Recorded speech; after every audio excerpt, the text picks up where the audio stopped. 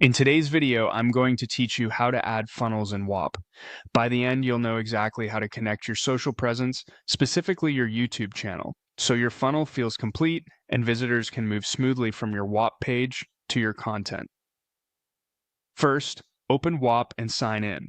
From your home feed, look for the business you want to work on. If you manage multiple brands, pick the one where you want this funnel step to live.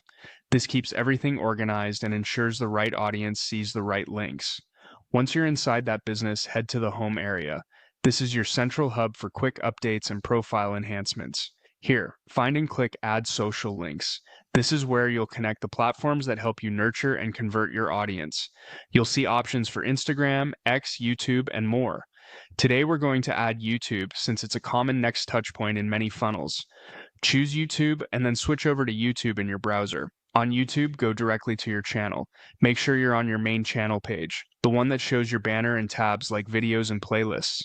Using your channel homepage link is best for funnels because it gives visitors a clear starting point to explore your content. If you have a custom handle or URL, use that version for a cleaner, more recognizable link. Now, copy the full URL from your browser's address bar. Be sure it includes the HTTPS prefix and reflects your channel homepage, not a single video or a studio page.